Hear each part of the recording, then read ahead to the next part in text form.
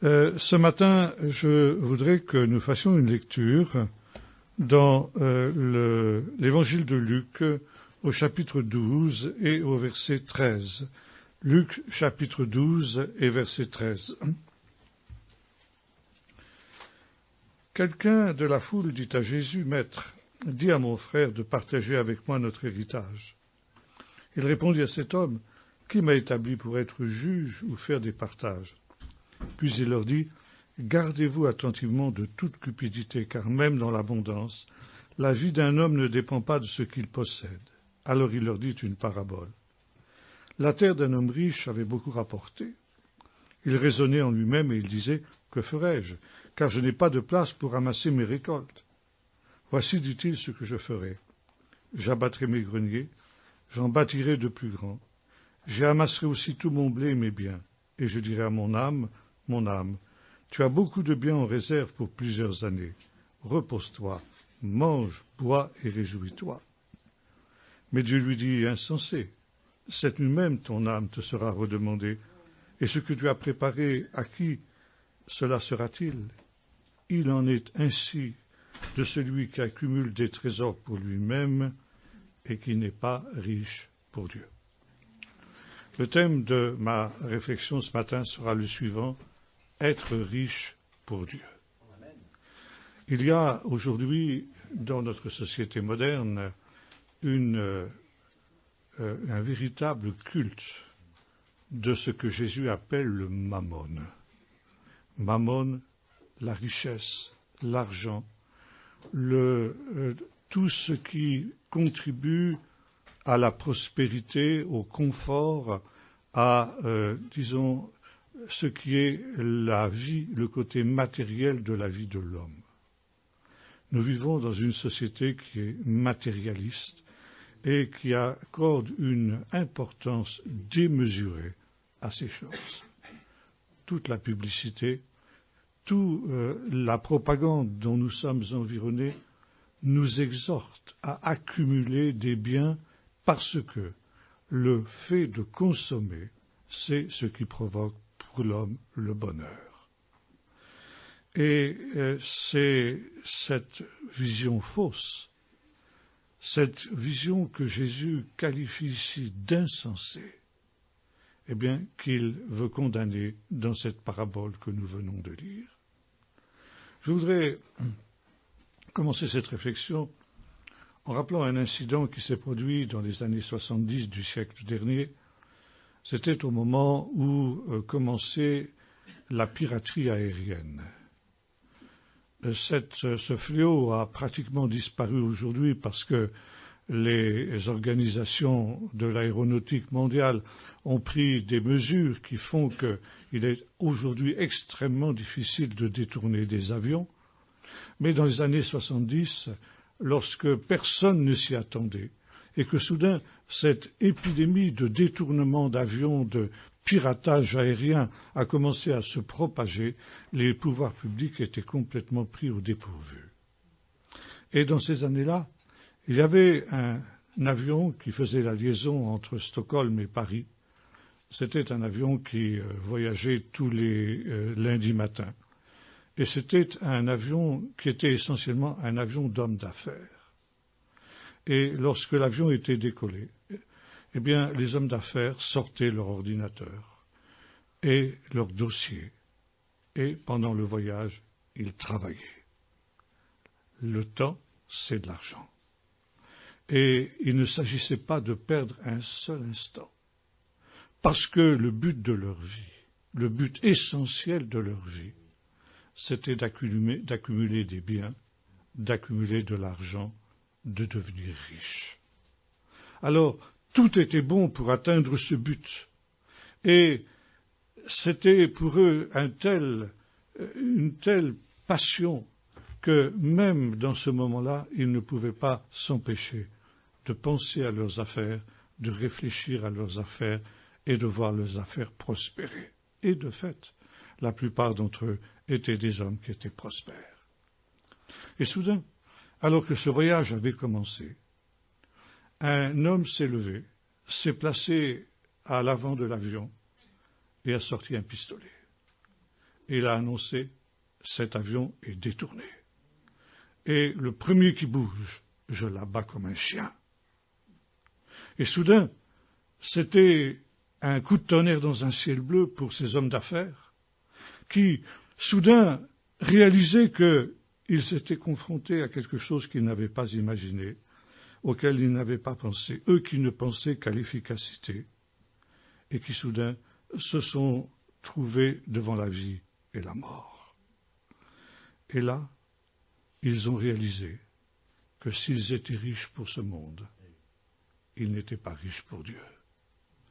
Ils ont réalisé que, dans quelques instants peut-être, ils allaient se retrouver dans l'éternité.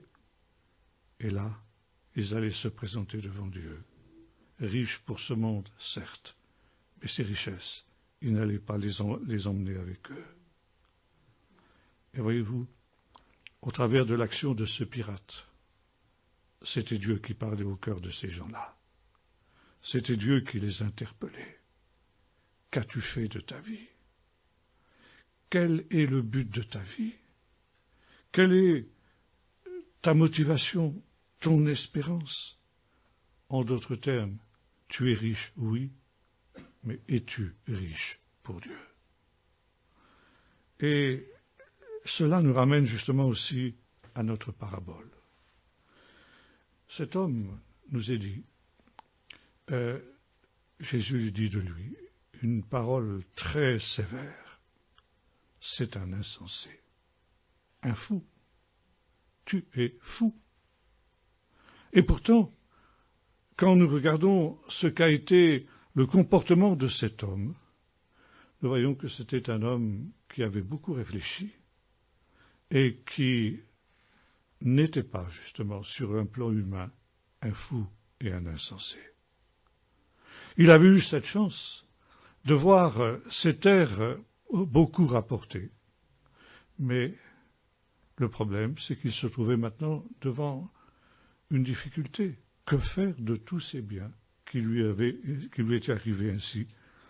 Et ce n'est pas seulement, il était riche non seulement parce que ces terres lui ont beaucoup rapporté, mais parce qu'il a bien su les administrer. Et Jésus ici met en opposition cet homme qui avait su gérer des biens terrestres et finalement ce que pourrait être, ce qu'il aurait pu être s'il avait voulu gérer des biens célestes.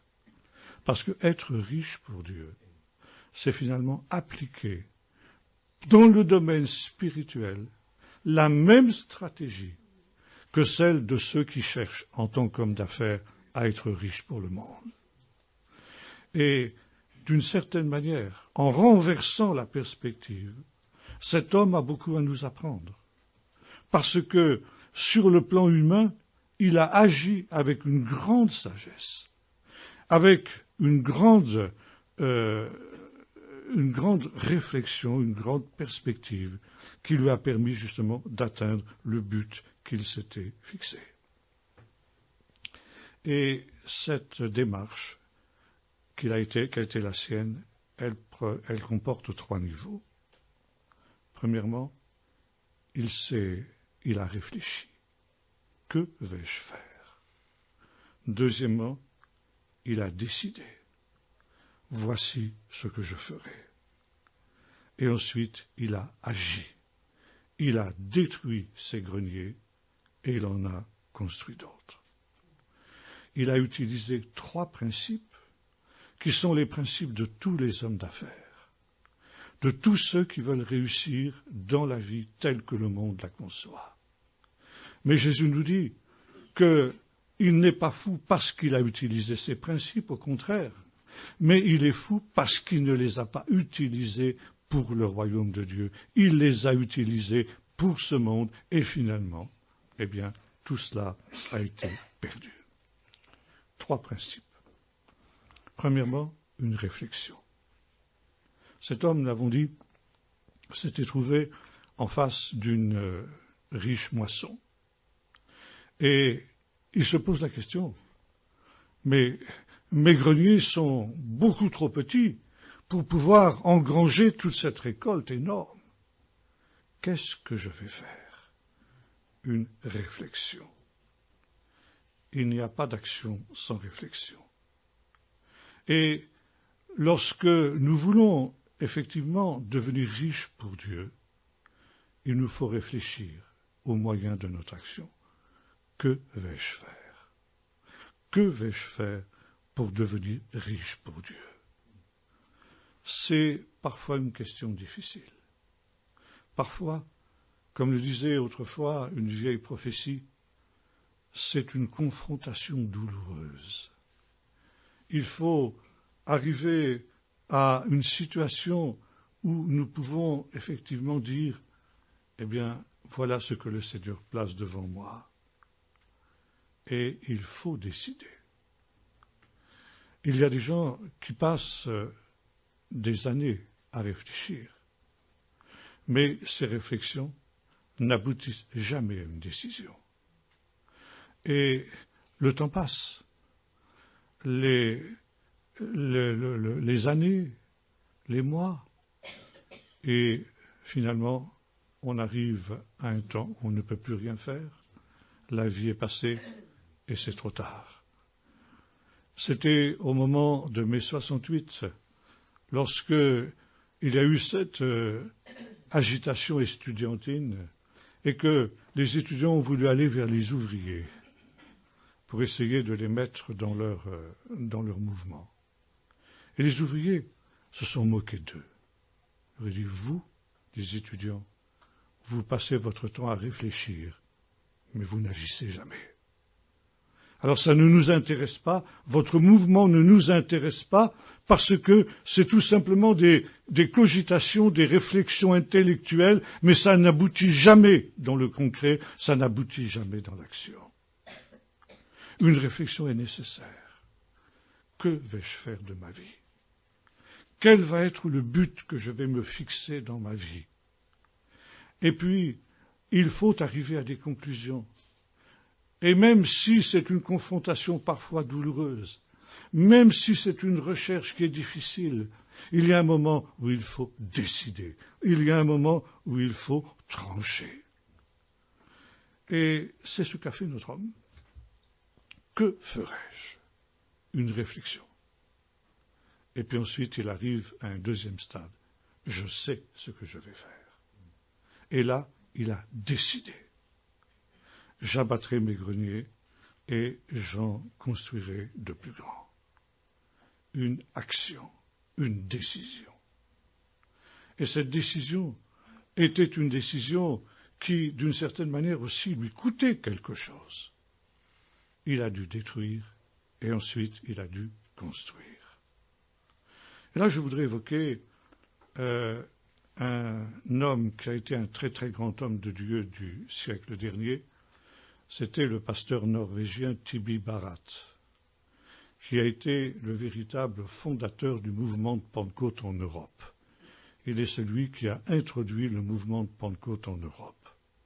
C'était juste après la fin de la Première Guerre mondiale. L'Europe était en ruine et l'Église était aussi dans une situation financière difficile. Et l'Église du pasteur Barat avait beaucoup souffert de ce qui s'était passé pendant la guerre et elle était aussi pratiquement en ruine et il se demandait comment reconstruire, comment réparer cette Église. La communauté était tellement pauvre qu'on n'avait pas les moyens de ramasser les fonds nécessaires pour réparer cette Église. Et à cette époque-là, beaucoup de ces églises qui étaient en difficulté envoyaient des émissaires aux États-Unis, dans les églises américaines qui, elles, connaissaient beaucoup plus d'aisance que les églises européennes pour récolter des fonds. Et c'est ainsi que le pasteur Barat s'est rendu aux États-Unis pour faire une tournée dans les églises là-bas, pour récolter des fonds pour réparer l'église qui était en ruine à Oslo, où il était le pasteur. Il a parcouru des milliers de kilomètres aux États-Unis. Et au bout du compte, ce qu'il a récolté, c'était pratiquement rien, zéro. C'était l'échec et l'échec total. Et il était là, aussi à s'interroger comme notre homme ici, disant, mais comment se fait-il? J'ai cherché ici à être riche, j'ai réfléchi, j'ai pris une décision, j'ai agi, et je me retrouve pauvre. Et c'est alors qu'il a entendu parler d'un mouvement, qui était le mouvement de Pentecôte. Et il s'est rendu à une de ces réunions, en se disant, bien, perdu pour perdu, eh bien, au moins, je vais essayer de voir ce que c'est que ce mouvement dont tout le monde parle. Et la première réunion à laquelle il a assisté, il a été rempli du Saint-Esprit. Il a été baptisé dans le Saint-Esprit. Et il est revenu en Norvège, non pas riche d'argent, mais riche d'une autre richesse à laquelle il n'avait pas pensé, qu'il n'avait pas imaginé, qui était la puissance du Saint-Esprit. Dieu a pourvu ensuite pour l'église d'Oslo, mais la première chose qui s'est produite dans cette église, ça a été le réveil. Et d'Oslo, le réveil s'est répandu dans tout le pays de Norvège, puis ensuite dans la Scandinavie, et puis en Grande-Bretagne, et enfin dans l'Europe tout entière. Et cet homme, eh bien, qui avait cherché la richesse humaine, est en fait devenu riche pour Dieu, et en a enrichi une multitude. Et parmi toutes les merveilles que Dieu a faites par le ministère de ce grand homme de Dieu, ce grand homme de foi, c'est quelque chose qui s'est produit à Copenhague quand le réveil est arrivé au Danemark. Tibi Bharat, avec l'audace de la foi qui le caractérisait, avait loué le plus grand théâtre de Copenhague pour y tenir des réunions de réveil. Mais sa réputation l'avait devancé. Et dans le royaume du Danemark, dans la presse, dans même des églises, il y avait une farouche opposition au message du pasteur Bharat. Et la presse de Copenhague s'était déchaînée contre lui, le traitant d'imposteur, de menteur, de charlatan. Bref, il avait une campagne qui était terrible contre lui. Et pourtant, le pasteur Bharat ne s'était pas découragé. Et le premier soir de cette campagne qu'il avait programmée est arrivé. Et le grand théâtre de Copenhague était plein à craquer. Mais plein à craquer d'une foule hostile, qui hurlait et qui vociférait des slogans hostiles au ministère du pasteur Bharat, qui s'apprêtait à le conspuer de mille et mille manières.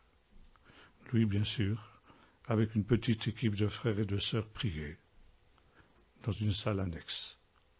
Et quand l'heure de la réunion est venue, il s'est présenté sur l'estrade. Alors ça a été un concert de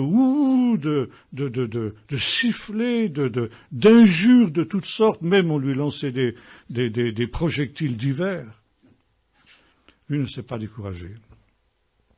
Tibi Bharat était aussi, avant sa rencontre avec le Seigneur aux États-Unis, un grand musicien.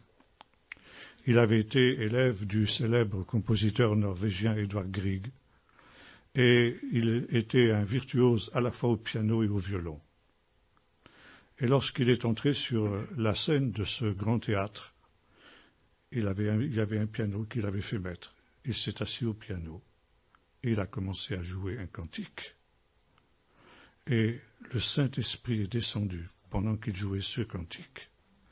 Et cette salle qui était hostile, cette salle qui était fermée à l'Évangile, soudain s'est calmée. Un grand silence s'est fait. Et les cœurs étaient préparés pour entendre le message que le pasteur Bharat a apporté. Et il a pu prêcher l'Évangile librement, sans aucune opposition. Et à la fin de sa prédication, il a fait un appel, disant s'il y a ici des personnes qui veulent donner leur vie au Seigneur, eh bien qu'elles s'avancent sur le devant de la scène ici, et je prierai pour elles.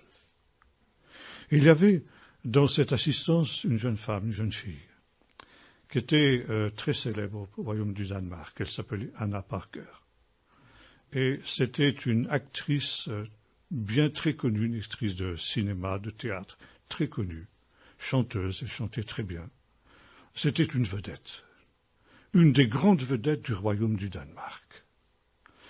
Elle était célèbre, elle était jeune, elle était belle, elle était riche, elle avait du talent, elle avait du succès. Bref, tout ce que les hommes appellent le bonheur. Elle avait tout. Riche, véritablement riche. Mais lorsque le pasteur Barat a fait cet appel, a donné sa vie au Seigneur, elle a été la première à se lever et à s'avancer sur le devant de l'estrade. Et ce soir-là, cette femme s'est donnée au Seigneur. Et ça a été pour tous ces gens qui se trouvaient dans ce théâtre quelque chose de bouleversant, parce que tout le monde la connaissait.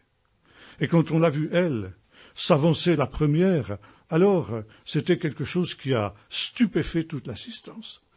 Et le bruit s'est répandu de ce qui s'était passé pour cette Anna Parker qui était la vedette par excellence du royaume du Danemark à cette époque-là. Et le lendemain matin, cette femme s'est rendue vers son producteur de cinéma, de théâtre et de chansons, et lui a dit « Je donne ma démission ». Son producteur était absolument bouleversé. Il dit « Quoi ? Tu vas briser ta carrière, mais qu'est-ce qui s'est passé ? Tu vas quand même pas me dire que c'est ce qui s'est passé hier, dans ce théâtre. Il paraît que tu t'es levé la première. » Elle dit « Oui, et c'est à cause de ça, effectivement, que je donne ma démission. » « Mais tu vas tout perdre, tu te rends compte de ce que tu fais. Tu vas devenir pauvre. Tu vas briser ta carrière, ta célébrité, tout ça. Tu es en train de gâcher ta vie si tu prends cette décision stupide. Tu es folle d'agir comme ça. » Et cette femme a répondu « Non, je suis sage, au contraire. J'ai trouvé une autre richesse, une richesse plus importante que tout ce que j'ai. » Et finalement, elle a tenu ferme.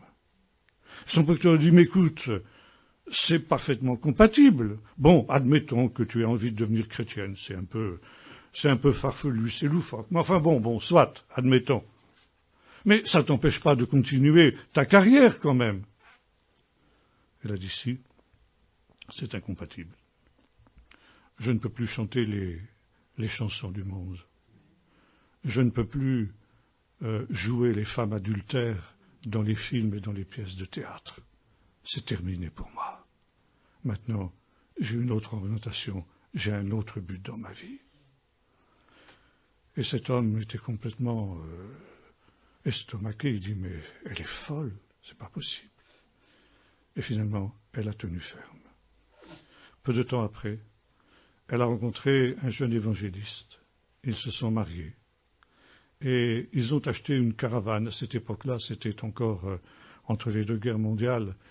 C'était une caravane qui était tirée par des chevaux. Et ils avaient donc aménagé à l'arrière de la caravane une espèce de petite estrade comme celle-ci. Il y avait un pupitre. Et avec son mari, ils allaient de ville en ville, de village en village, dans tout le royaume du Danemark. Et là, elle chantait, non plus cette fois-ci les chansons du monde, mais les louanges du Seigneur. Elle avait une très belle voix, puisqu'elle était donc aussi une chanteuse d'opéra. Et son mari ensuite prêchait l'Évangile. Et c'est ainsi que l'Évangile s'est répandu dans le royaume du Danemark. Riche pour le monde ou riche pour Dieu.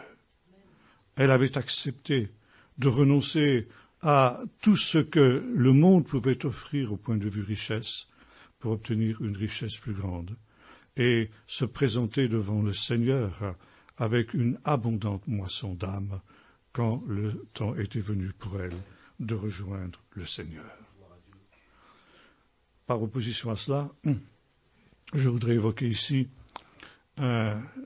aussi une vedette française. Les plus jeunes ne le connaissaient pas, peut-être les anciens se souviendront de lui. C'était un humoriste, un grand humoriste français. Il s'appelait Fernand Reynaud. Et c'était effectivement quelqu'un qui avait un talent extraordinaire. Il avait commencé en bas de l'échelle sociale, comme simple ouvrier dans une usine. Et comme il avait comment on pourrait dire, une tête d'imbécile. Eh bien, tout le monde se moquait de lui.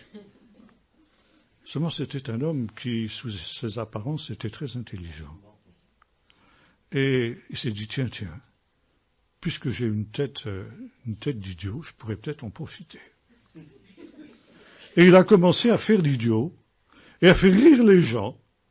D'abord ses camarades de travail, puis ensuite on l'a invité pour les mariages, pour animer un peu le mariage avec ses pitreries. Et c'est ainsi qu'il est devenu célèbre. Et à la radio, à la télévision, Fernand Reynaud était partout. Et celui qui avait commencé en bas de l'échelle sociale est devenu infiniment riche, grâce à ce talent d'humoriste extraordinaire qui était le sien. Et c'est ainsi qu'à l'âge de 46 ans, il était à la tête d'une fortune immense. Et il a dit, je prends ma retraite. 46 ans. Et il a dit, eh bien, finalement, je vais profiter pendant le reste de ma vie de tous ces biens que j'ai accumulés. Et finalement, il a eu exactement le même discours que l'homme de notre parabole. Mon âme, tu as beaucoup de biens en réserve pour de nombreuses années. Mange, bois et réjouis-toi. Et son but, c'était que sa vie, maintenant, ne soit plus qu'une grande fête jusqu'à son dernier jour. Et à l'occasion de son 46e anniversaire, jour où il allait prendre sa retraite, il avait rassemblé tous ses amis, tous ses parents, pour un grand banquet, un grand festin, par lequel il disait aussi adieu au spectacle. Mais évidemment, c'était très différent d'Anna Parker dont j'ai parlé tout à l'heure. Et ce soir-là, donc, ils avaient bu, ils avaient ri, ils avaient mangé. Ils avaient tellement bu que Fernand Reynaud avait bu un peu trop. Et le soir, la fête terminée, rentrant chez lui, il avait repris sa Rolls, parce qu'il avait une Rolls. Et un de ses amis, il avait vu tituber, il dit, mais tu peux pas prendre le volant comme ça, c'est dangereux. Il dit, si, il n'y a pas de problème. Et c'est ainsi qu'il était parti. Et il avait, comme il avait plus les idées très claires, il a pris l'autoroute à contresens.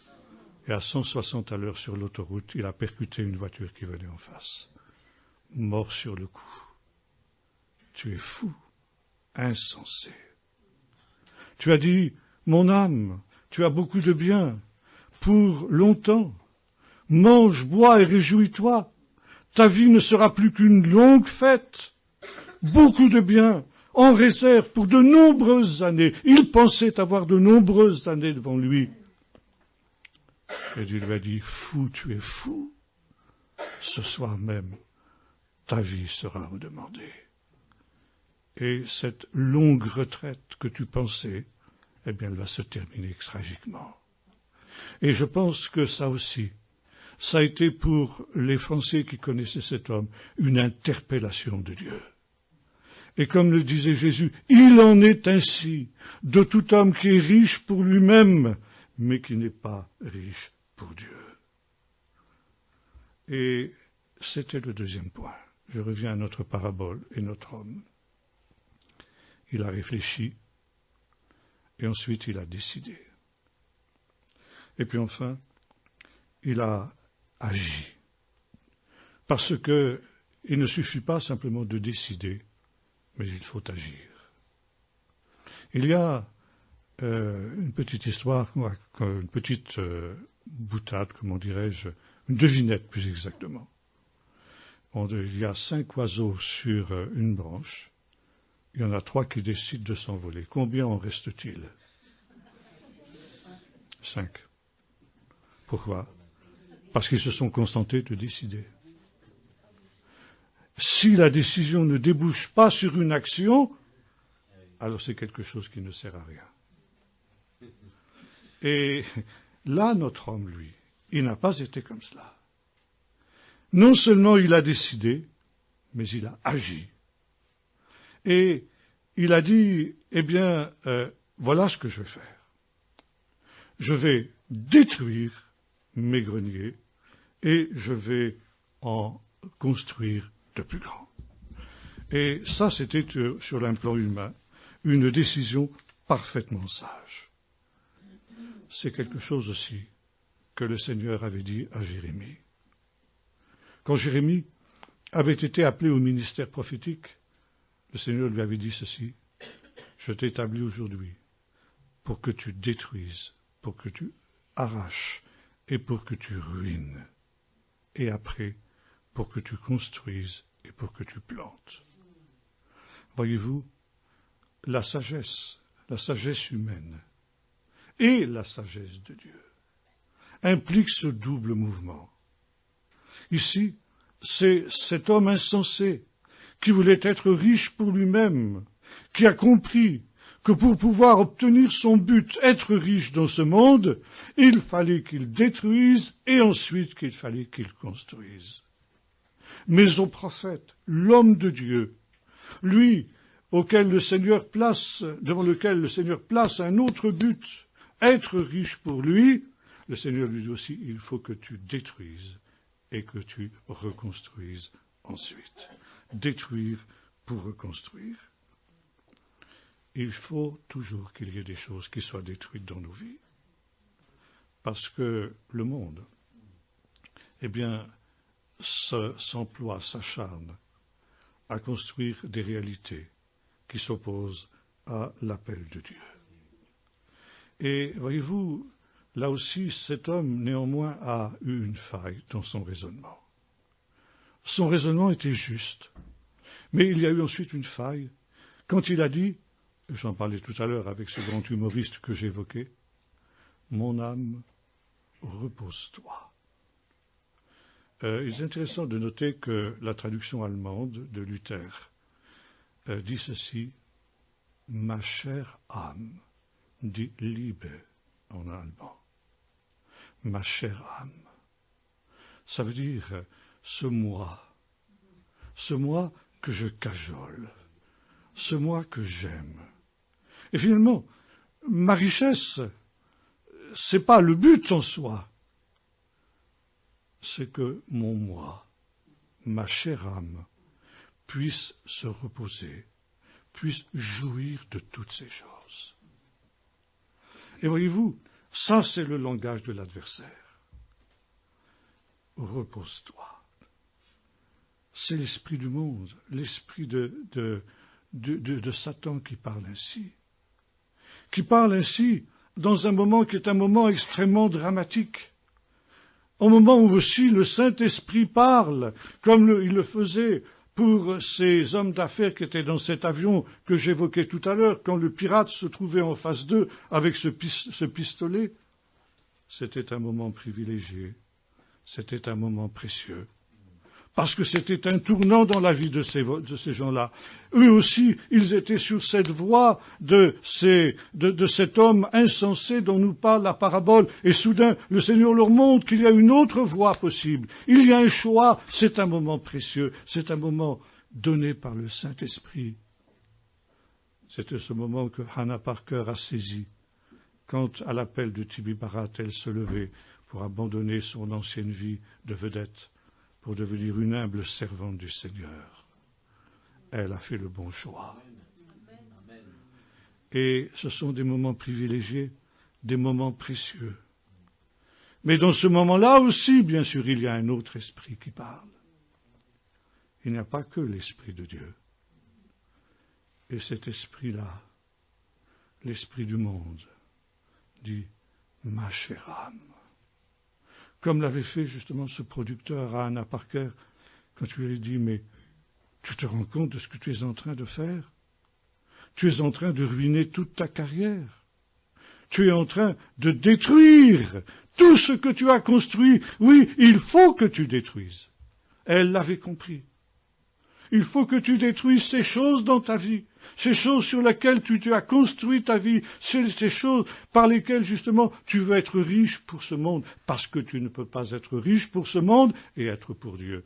Et être riche pour Dieu. Tu ne peux pas servir de maître, tu ne peux pas servir Dieu et le mammon. Et il faut que tu détruises avant de reconstruire tout ce qui appartient justement au mammon. Mais l'esprit de l'adversaire dit ceci, pas trop de fanatisme, il faut de l'équilibre. Et comme le disait ce producteur, après tout, bon, tu peux servir le Seigneur, mais tu peux continuer aussi ta carrière. Et elle avait compris, non, c'est incompatible. Il faut que tu détruises le Saint-Esprit, pas autrement. Et je me souviens de cette prophétie qui m'avait beaucoup marqué il y a déjà de très nombreuses années. Il faut que tu détruises dans ta vie les colonnes sur lesquelles ta vie repose. Ces colonnes qui sont des colonnes vermoulues, qui sont des colonnes sur lesquelles les hommes et les femmes s'appuient, les hommes et les femmes de ce temps, mais qui un jour seront toutes détruites par la dynamite de Dieu, cette dynamite qui est déjà en marche.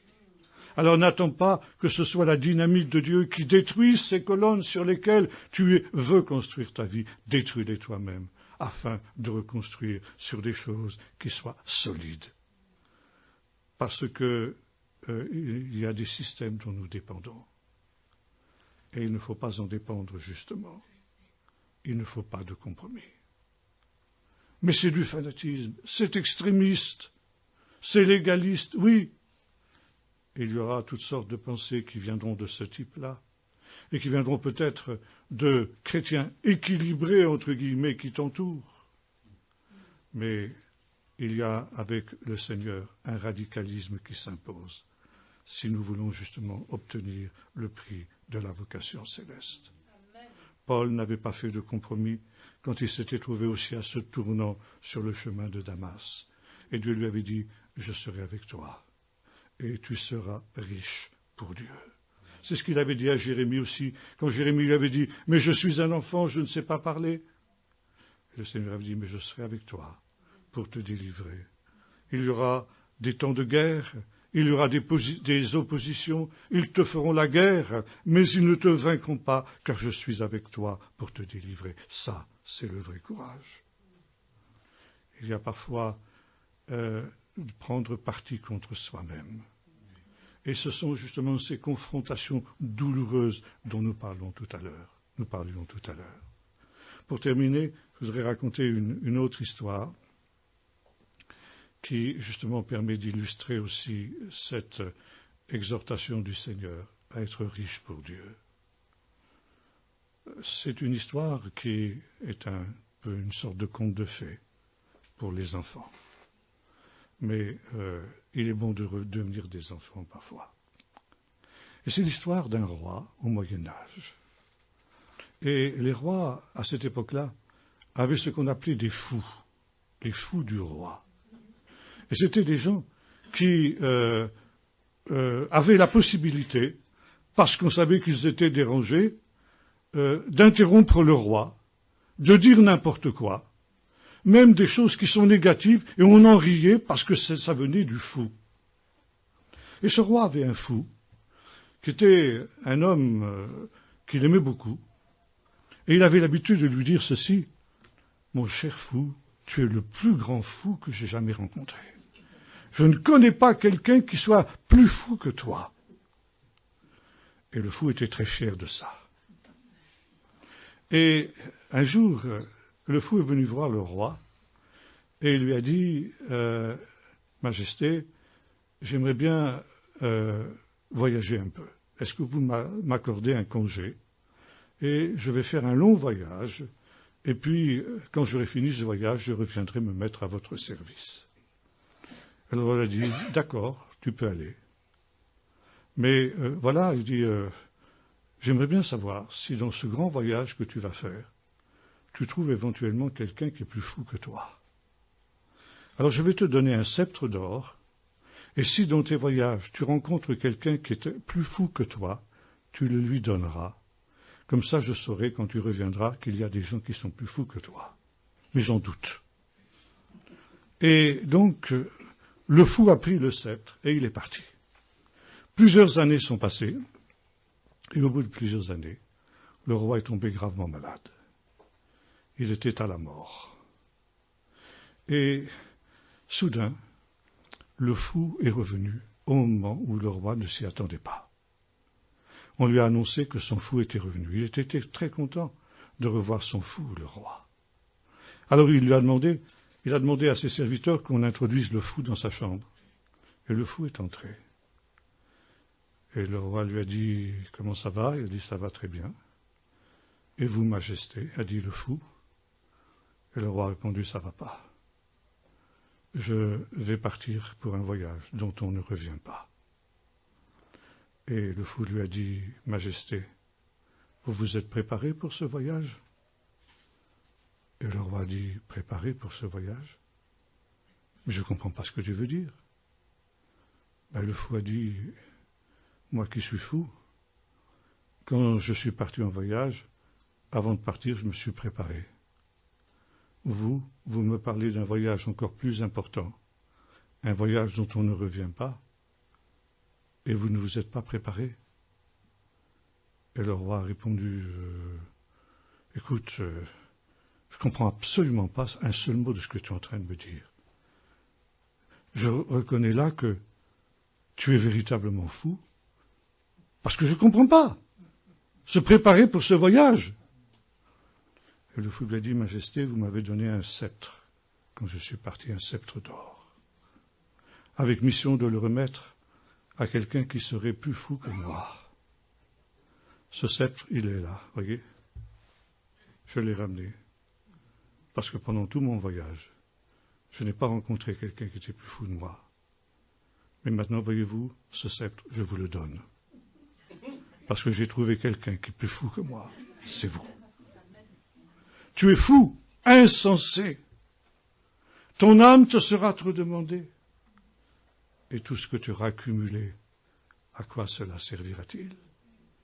Comment entreras-tu dans la gloire céleste avec toutes ces choses?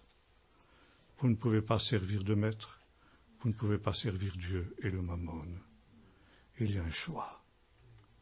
Être riche pour Dieu, alors ça implique effectivement ces trois démarches que nous avons expliquées. Réfléchir, une confrontation douloureuse, une décision. Voici ce que je ferai. Et une action. Je détruirai et je reconstruirai sur des bases solides. Et là, je serai riche pour Dieu, riche pour l'éternité, une richesse qui ne disparaîtra jamais. Là, je serai sage, je serai cet homme qui a construit sa maison sur le roc et non pas sur le sable. Et lorsque cette dynamite de Dieu est venue, cette tempête, alors cette maison est restée. Ainsi en est-il de celui qui écoute les paroles que je dis, dit Jésus, et qui les met en pratique. Et Jésus a demandé, avez-vous compris? Ils ont répondu, oui. Alors que celui qui a des oreilles pour entendre, entende. Nous allons prier. Amen. Tu nous invites, Seigneur, à être riches, non pas pour nous-mêmes,